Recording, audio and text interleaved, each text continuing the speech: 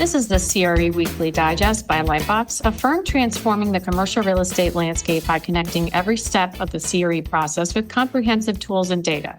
I'm Martha Kocher with Manus Clancy and Diane Crocker. In today's episode, we're taking a hard look at the credit market in commercial real estate, from rising distress in office to shifting fundamentals in multifamily. With debt maturities looming, asset values recalibrating, and capital sitting on the sidelines, the big question is, where do we go from here?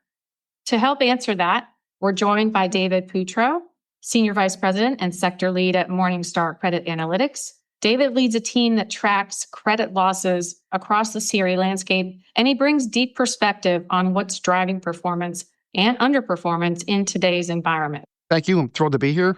Love talking about this stuff, so ready to get moving. Great. Well, then let's not waste any time. You're a CMBS expert, and there appear to be two competing headlines in the CMBS market right now. Distress is at the highest levels since 2012, especially in office and multifamily. But CMBS issuance is also at a 15-year high, with spreads tightening since the Silicon Valley Bank crisis. How do you explain this dichotomy? Well, I guess there's a couple things at play, and I tend to focus more on the as a surveillance guy, more on the downside than on the upside. So taking a look at what's going on with distress, there's a couple of things that are going on that are really keeping that distress rate elevated. So one thing, there's still an influx of maturing loans that simply are not refining, even loans that perform over the course of their 10-year lives. You get to year 10 and you took out a loan in 2015 at 4.5%, and you're trying to refi it at 6.5%, and you need a 180 DSCR as opposed to a 160 DSCR. There's a lot of movement there. But also, I think one of the things that's a little bit different in this cycle is it is taking an awful lot of time to resolve a lot of very large loans. So your basis of your distress number is staying quite elevated. If you look at the multifamily side, that Park Merced loan's been in special servicing for over a year. It's $1.5 billion of debt. And I don't think since Stuytown in the last downturn, I don't recall a multifamily loan that was kind of driving up that number that much. And obviously on the multifamily side, I think you also had a sort of a reset post-COVID remote work, and folks that were working in Chicago or New York were able to work in San Diego or Nashville, which obviously brought more supply in. So you have a lot of factors in play on the multifamily side. On the office side, I don't think it's come close to working itself out yet in terms of what return to office looks like, where values are. Again, a lot of very large loans that are just kind of parked in special servicing, really with unclear resolutions. So on the distress side, I anticipate it staying elevated for quite some time. There's still a lot to work through, not to mention some thoughts I have on malls that we'll get to in a bit. On the issuance side, my take, and again, I don't track it as closely as what's going wrong, but there's a bit less volatility now on interest rates. So there's at least a predictability in where loans can get done, where deals can get done. And there's also cash sitting out there that wants to invest. So you have demand building up. You're seeing different dynamics going into the deals in terms of LTVs and DSCRs. But with all that being said, kind of just circling back to my negative view on a handful of office markets, even with this frothy lending, I think there's been 2 Chicago office deals done in the last 18 months, 2 in Philadelphia, a couple in DC. So some of these really distressed office markets in particular aren't getting the benefit of that frothy CMBS market. On the ground here in Philadelphia, there's a lot that has to get worked through, I think, before it becomes a kind of a stabilized, functioning market again. So you talked about maturing loans and the large volume of, we call it CMBS Purgatory, right? Things perform for 10 years, they reach the maturity date, and they get into this state, which is neither heaven nor hell, right? They just kind of linger out there for 18 months, 20 more months, 36 months. No two crises are the same. We saw how this played out in 2009, 2010, 2011, right? That sometimes there were modifications, there were bifurcations, there were loan extensions. How would you say this cycle differs from that cycle in terms of how things are getting resolved? I guess the first part of that is how much is getting resolved is my first question. I wish I could go through my entire life dual tracking every decision I have to make the way that the servicers dual track resolutions for years on end. I think one thing that's happened, we have not seen this so far in this cycle is, the A-B splits, the quote unquote hope notes with the new private equity in the middle or whatever the case is. We haven't seen that yet. I mean, we have seen a lot of extensions. The one thing I've noted with extensions though, which is pretty interesting, and some of it's anecdotal, and some of it is what we've seen. Especially in the office space, it seems like the servicers may be at a point now where rubber stamping, for lack of a better term, a 2-year extension without any kind of new equity coming in is sort of becoming not the norm. And if you look back, earlier, I guess it was last year, you had one market in San Francisco, 280 Park, that had to get extensions, but over $100 million of fresh equity going in, right? So that's a little bit different. And I always cringe at the extended pretend ad. It's not pretending anymore when you're putting $100 million of equity into a deal. So I think that's been a benefit. I think where the reverse has happened is in a lot of the regional malls that got extended during the pandemic, very little consideration, maybe a cash flow sweep, but sometimes you're not cash flowing enough to make that worthwhile anyway. And all those are back now for a second extension, a third extension, without really any noticeable change in net cash flow. The values, if you look at where they were at, a couple of years ago, some of these loans, I looked at a bunch of them, they need to make up about 150% of their value to become refinanceable at, say, 60% LTV. So, there's still like a price to pay for those COVID era mall modifications and extensions that I've been saying for years. They're kind of sitting out there. I call them sort of like a shadow specialty service population because they're really not performing, to the terms of the original loan, but yet they're not specialty service, and they're not going to be a term default until they have to, ultimate refi. So you said a moment ago, you're not sure even how much of this stuff is really getting resolved. I know that was tongue in cheek. So it sounds like you are expecting this wave of loans that are maturing going into CMBS Purgatory to just remain elevated for a couple more years, right? We're not going to see, even if rates come down, a lot of these resolved in short order. Is that fair? Well, I think it depends on property type to some degree as well, right? So again, looking at office because it's top of mind, there's no exit for some of them. On the multifamily side, right, consider the situation where you have a loan that's gotten through its 10 years and it cruised along at a 150 cover, whatever the case is, just can't get there now because of interest rates. And I sort of wonder on those, does it really behoove a servicer or a trust to try to take those properties when you have an owner that knows the market, that knows the property, but simply needs 50 basis points, 100 basis points relief on interest rates to make that a refinanceable property? So there's sort of two sides of this. I think there's some loans that are going to move over as maturity defaults that end up being more or less okay with some minor modification. Maybe they just need another year or two. But I guess my thought on the flip side of that is, some of the office stock, some of the regional mall stock, it's almost like you need the first shoe to drop, right? And I think through in particular, again, I'm based outside Philadelphia, and right now there's 3 SASB office loans within a 2-block stretch of Market Street, just west of City Hall. All 3 have been there in special servicing for at least 2 years, maybe 3 years.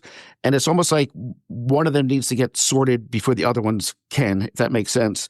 So I think there's a lot of factors. It's sort of, as you know, it's not as easy as just a simple DSCR LTV calculation or minimizing a loss to the trust. There's timing elements. There's those properties in Philadelphia. I mean, 2 of them have the same ownership. Trying to get 2 properties plus the one next to it back to 80% or 85%. It takes time, and I understand it. It just seems to be taking a lot longer at this cycle with a lot of larger loans that are kind of keeping some of those numbers elevated.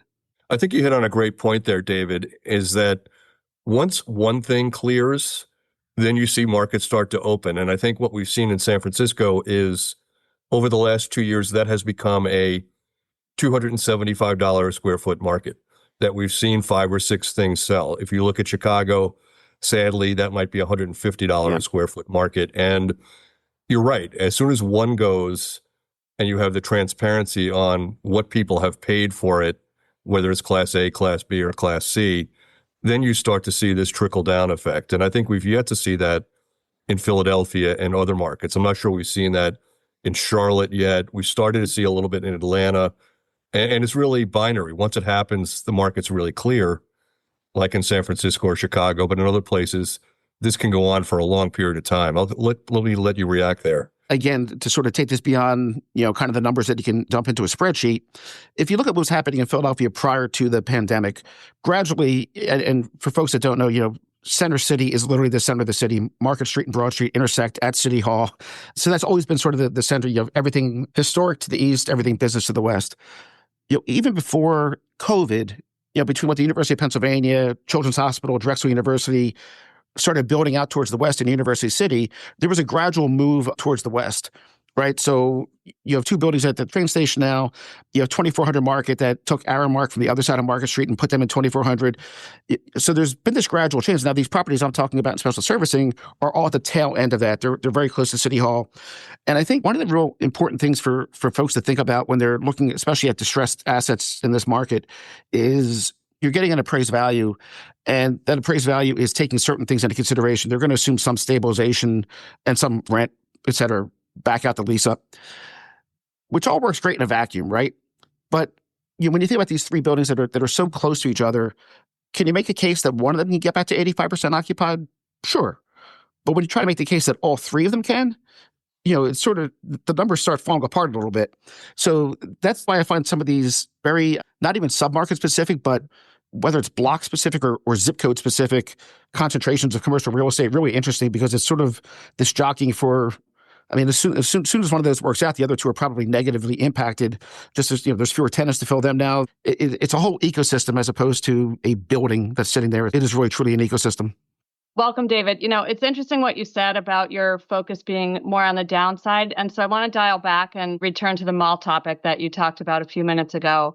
One property that's on Morningstar's watch list is one that I've been watching, and I like examples. So I'd like to get your thoughts for our listeners. It's a loan at the Natick Mall. It's just outside of Boston. It's New England's largest mall. I've been there, and I have to say, I don't think it really presented as an old tired mall from the 80s. It's got a modern feel. There's a wide range of retailers. My teens gave it the thumbs up, but there's a $505 million loan on it that entered special servicing in December, and it just got a 2-year extension to late next year. And the challenges I read is that they lost some big tenants like Neiman Marcus, Lord & Taylor. They have 57 tenant leases that are expiring. And I also read, Manus, that they're trying to inject new life into the mall by replacing Neiman Marcus with a pickleball venue, which is something we've talked about before. But David, I'd like you to kind of talk us through the growing strain that you're seeing on legacy malls, even in a strong market like this one. And I wonder what goes into the decisions about whether to extend or refi on loans like Natick that face tenant rollover exposure. Sure, and Natick is interesting because it got a relatively quick workout, and there was considerable consideration given by the borrower on that one to get that modification done. So the loan paid down by somewhere in the amount of 54 million, something like that, as part of the modification. But they also added collateral, which is you don't see that every day in CMBS. So they took the old Sears parcel that was not part of the collateral originally. That's been backfilled by a handful of tenants. They added that as collateral for the loan. So there was sort of two value injections as part of that. And then, of course, they'll pick up the rent from that Sears space as well. I think the challenge with malls is very acute. It's funny. I read an article yesterday that Gen Zers are fleeing back to the malls. They love the malls as a hangout. So I'll give you a couple of examples. So where I'm at outside Philadelphia, as soon as COVID hit, Simon threw their hands up on a mall that was a mile from the office here. It went REO very quickly, turned around. That was a mall that was probably the epitome of what would be a bad outcome. I hated that mall as a kid because that was the mall where we went for school clothes. That was not the toy mall. It was not the fun mall. It was not the food court mall. It was the mall for school clothes. And we also only went on Sunday afternoon. So that meant I was either missing a Phillies game or an Eagles game because we were shopping for school clothes at the godforsaken Montgomery Mall. That turned over quickly, right? And it's still there. It's still functioning. I have not been in there since it went REO. I'm not sure what's in there, but these sort of functionally obsolete malls. But then to your point about pickleball courts, I think right after COVID happened and you started seeing these big vacancies at malls, I was astounded by how many restaurants that have 97 beers on tap and 800, it was these massive, for lack of better, these massive drinking establishments, right? That they're putting in there that, most of these malls needed. They needed something that was sit down, that was different than a food court. Where the separation comes in, right, is, if you have an experienced owner with deep enough pockets, right, that can take something like Natick Mall, put some equity into it, take some space that was tired, that's probably outused its usefulness as a retail spot, and put in pickleball or put in one of these restaurants, kind of these up-and-coming trendier restaurants. That's sort of where the difference comes in. Getting creative with backfilling the space, not just plugging holes. We'll talk about our boots on the ground later in the podcast. But one of the things that's really an important takeaway when we go out and look at malls is, you can see two malls that report 80% occupancies on paper, and they can have two very different 80% occupancies, right? So I mean that two ways. One is there's the mall that the entire west end of it is empty, right? In our mind, that's the dying mall. The rest of it's filled, and it's usually filled with T-shirt shops and vape shops and all the stuff they're plugging in. Yeah, I remember during the last downturn, like one had like a dinosaur museum. Like I wasn't sure who was going to the mall for a dinosaur museum in 2009, but that one just always sticks in my head as a memory from the last downturn. It's a key takeaway when you look at these malls, understanding not just who the tenants are, but how those tenants are dispersed within the property. What are the drivers? Are there non-collateral drivers? Again, at the mall I mentioned that's close to the office here, there was a Wegmans that was fantastic, a supermarket that was doing bonkers business, but it was sealed off from the rest of the mall. So there was no pass through, right? There was no egress. And also, I'm not sure who was going to go buy a shirt and then go buy milk. It seemed like an odd mix. And what the owner did after that went REO was they sold the Wegmans right away and recouped a good chunk of what they put out for the rest of the mall. So there's plays like that as well. When I look at the malls that are kind of stuck in the purgatory of having had a COVID era modification that are still cruising along at 2.0 covers, whatever the case is, I still don't see what the exit is. I'm not sure how they ever get refied in their current state because there's a lot of debt, right? It's a big number to take down, which obviously requires a big value to make the math work on a takeout loan. And yeah, sure, they can kind of cruise along performing forever, but it's not a refinanceable. So it's sort of like a zombie mall, not in terms of, being a dead mall, but being I don't know, it's sort of like they're artificially propped up for a bit. They still have to get reckoned with. And there's a lot of that stock out there still. Resolvable, I guess it would be. And we saw that coming out of 2007. We saw some of these malls that had maturity dates in 2010 were still sitting in purgatory 7, 8, 9 years later, sitting on their third extension. So it's a story that's been around there for a while. But I have to say, Dave, we're kind of kindred spirits on the mall on the Sunday afternoon, getting the school closed. I hated missing the Met games or the Giant games.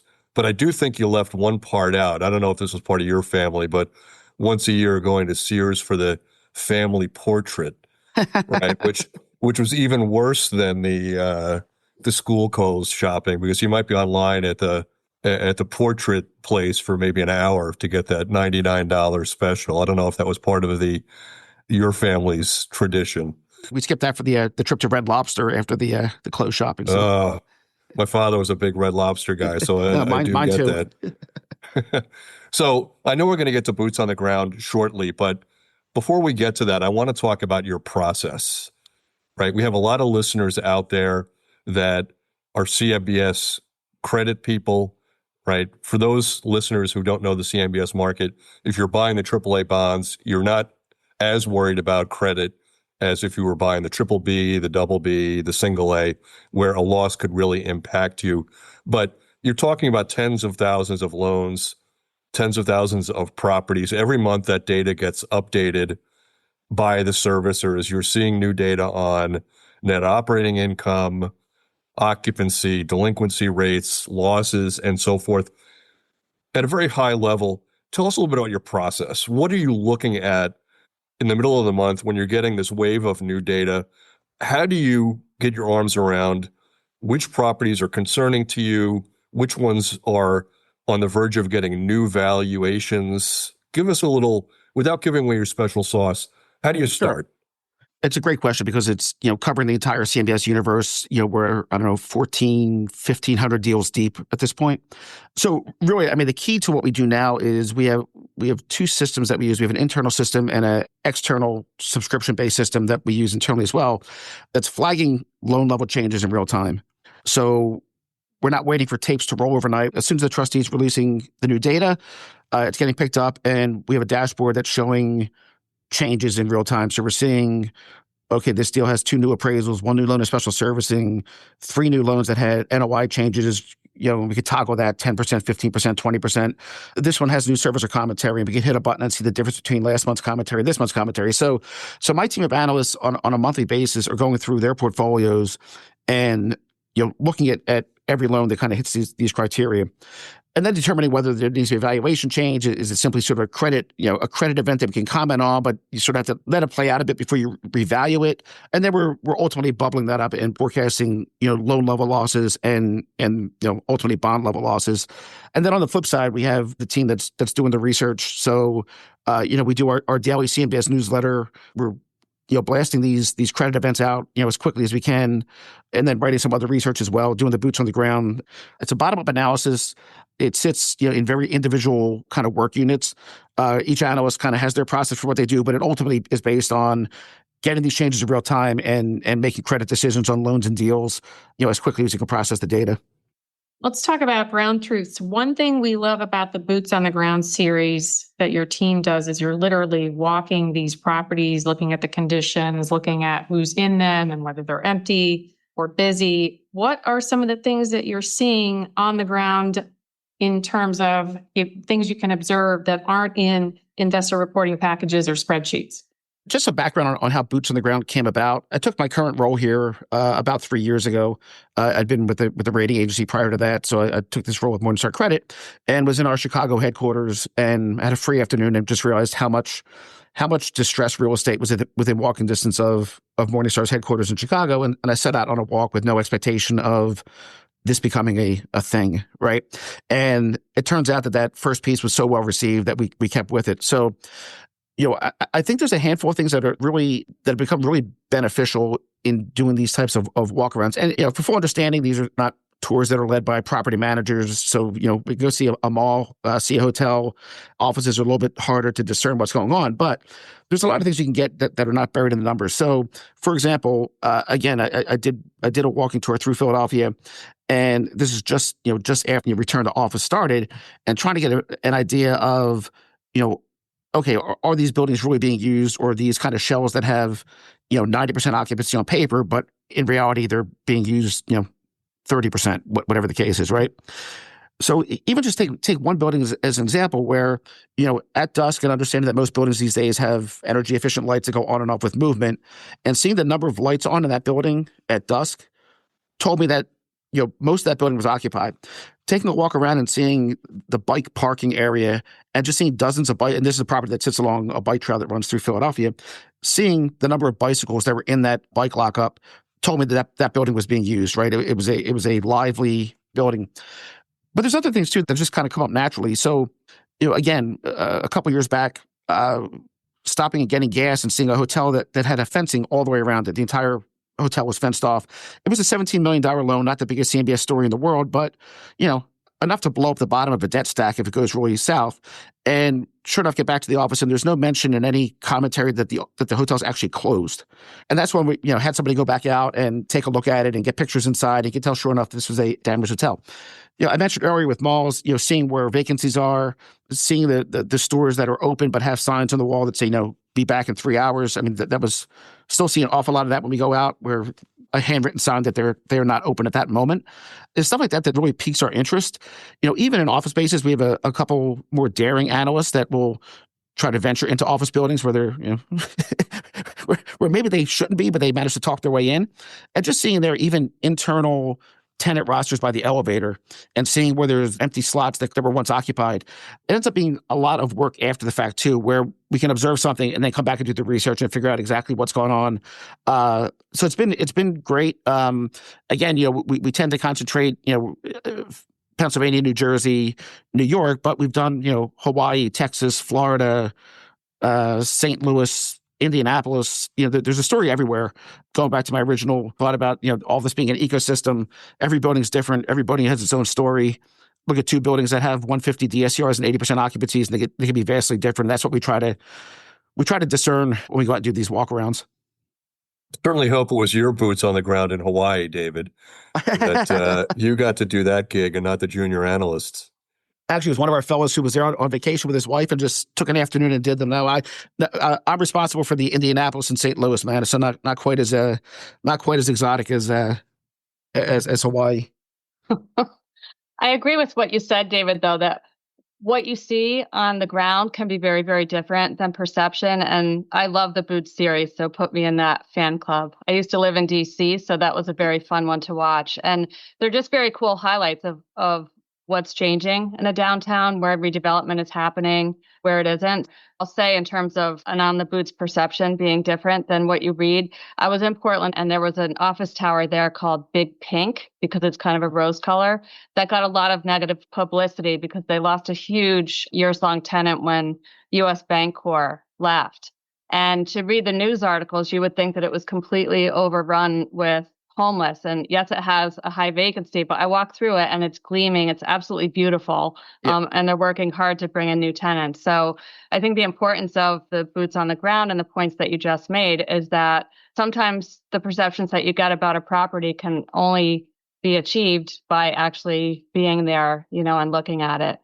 One thing that I did want to ask you is something that really stands out in my mind about this cycle and the market that's a bit different than previous is just how differentiated it is. So like just within a city or just within an asset class, there are submarkets and there are neighborhoods that can be very different from others. And so I wonder, just generally, what kinds of submarkets or specific cities that kind of stand out in your mind as being mispriced, are either too pessimistic or too rosy? Reading just this morning about kind of the year-over-year changes in sales activity in Los Angeles and San Francisco, sort of points to, okay, like there's kind of a resurgence going on, but when you realize, kind of how low that denominator was last year, it's easy to get to 157% change year over year, right? So, and again, I'm not as actively involved in sort of the sales transactions that occur outside of CMBS. I do think on the downside, the markets that still have this large stock of distressed office that hasn't moved yet are going to be really, really challenging. When you look at what's going on in Chicago, very little that's distressed has found takers. The whole conversion to residential, that's probably in the rearview mirror already, except for limited cases. That turned out to be a bit more challenging when you consider architectural engineering pieces of the puzzle. So I'm still watching those markets that have big stocks of distressed office that haven't moved yet, right? On the flip side, you're seeing pockets. I mean, I think it seems like New York's come back a good bit. Class A space in New York is back to being Class A space in New York, right? Went out and saw St. Louis, and granted, it's not a major footprint in CMBS. There's a handful of buildings, but I was shocked by downtown St. Louis, not in terms of crime or anything else, just in terms of lack of vibrancy. And there's a couple of big properties that have to get worked out there. So, like, I don't know. I'm very, very much kind of finger on the pulse of the distressed markets more so than the ones that are, kind of roaring back to life. Let's talk about where we're going to be a year from now in office and where we're going to be a year from now in multifamily. Let's start with the multifamily. It's really been the golden child of CRE for 15 years. Even during the great financial crisis, not a whole lot of disaster stories coming out of the great financial crisis compared to other asset classes like malls. During the COVID years, really saw a spike in valuations. People flooded into the market trying to buy these value add properties at 3.5 cap rates and so forth. But now the piper has to be paid, and we're seeing an uptick in distress there. Is this transitory, to use that old Fed word, or is this going to be with us for a while? Where do you see us in a year from now on multifamily distress? So I do think it's a bit transitory and stepping away from the kind of the CRE CLO space that were the pure value adds with rent growth expectations that just never materialized. I think there's more distress just kind of going through some of the math on the refinanceability of even a decent performing property. There's still going to be some of that pressuring the multifamily distress side, to the upside. For whatever reason, I think multifamily more than others have been really affected by this interest rate difference because they were not able to grow rents at the pace that they needed to make up that difference in spread. I would anticipate a year from now that we're still looking at a fairly elevated multifamily distress number. Does that manifest itself in loan level losses or bond level losses? I tend to think not. I think a lot of them are holding, enough value that they're, maybe they're highly levered, but I don't see a lot that are underwater from a value perspective. It's more from a cash flow perspective that makes refinancing a challenge. And again, that's kind of like your stock conduit multifamily loans that I've been looking at. So fair to say then, unrefinanceable, they sit in purgatory for a while, but not a huge wave of losses forthcoming. Is that fair? Yeah, that's my thought at the moment. Okay. Yeah, I think, David, one point that I'm hearing loud and clear from you is that distress will be with us for a while, that things are moving very, very slowly through the process. And there's so many moving parts, right? There are interest rates, inflation, tariffs, geopolitical risk, all things that we talk about pretty much every week on this podcast.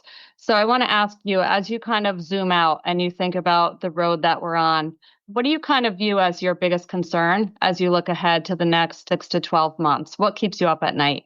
I think there's a couple of things, and taking the geopolitical tariffs, all that out of the mix, and I say that only because we've seen an incredibly healthy first half of this year in terms of issuance. Whether the market's adopted to a new norm or just shrugs it off and figures the market's resilient enough, it hasn't really manifested itself as a direct impact on CMBS at the moment. The things that keep me as a diehard surveillance guy, I can kind of tick through a couple of things across property types. In the office space, this long time to resolve the loans. At some point, somebody has to make a move on one of these buildings to sort of set the dominoes in motion to kind of clear up a lot of it. And I just don't see that happening yet. And also from the again, I keep on using the word ecosystem. I saw an article yesterday that outside San Francisco and San Mateo, I forget what the number was, but this tremendous amount of office space will end up coming offline as office space, right? And then the follow-up there is what happens to the surrounding area, right? So you have office spaces that have pharmacies and cafes and all this other ground level retail that's going to be permanently impacted by these buildings disappearing or by fewer people coming in. Now, I will say the one thing that offsets that is I still don't think that we've come all the way to the end of what constitutes a normal return to office schedule. It seems to me like the pendulum is swinging the other way at this point in terms of, more companies are going back to 4 or 5 days. I think companies, tenants, however you want to classify the people that are in these buildings, I don't think the calculation is finalized yet as to how much space they need going forward, right? And obviously that becomes a question if your lease is ending in the next year or so. But if you still have 3 years to play out on a lease, that's kind of a different story. We're going to be in a whole different environment in 3 years than we are now. All my questions about what's going to happen with older office space, both from a CMBS loss standpoint and from a functionality effects on the market standpoint, are things I worry about. In the mall space, as Manus alluded to earlier, if you think back to the last downturn, we ended up seeing some malls go out at $7 a foot, $9 a foot. They're being liquidated at very low prices. And effectively what that did at the time was it separated your Class C obsolete malls from the A and B stuff, right? Then when COVID hit, it sort of did that again, but now it was just separating the A from the B.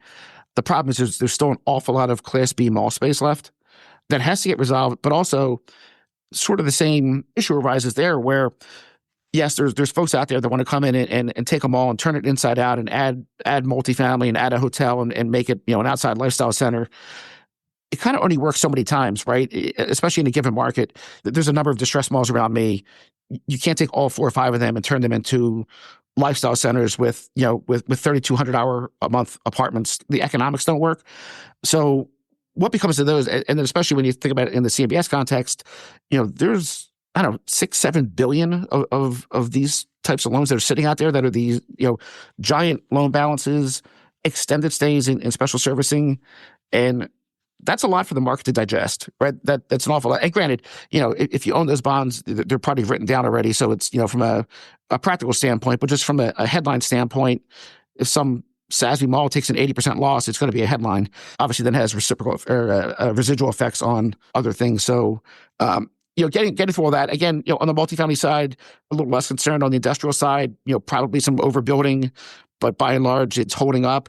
Hotels, from a practical standpoint, what I'm paying these days for hotels is through the roof for what it was.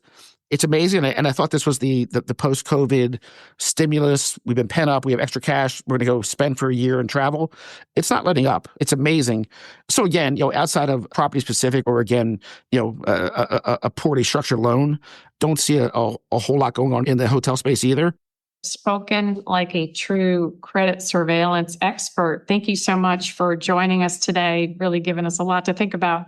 Thanks to our producer, Josh Bruning. Please join us every week as our LightBox team shares CRE news and data in context. Don't forget to subscribe and share this episode with someone navigating the same uncertainty in the CRE world, and send your comments or questions to podcast@lightboxre.com. Thank you for listening and have a great week. Let's go.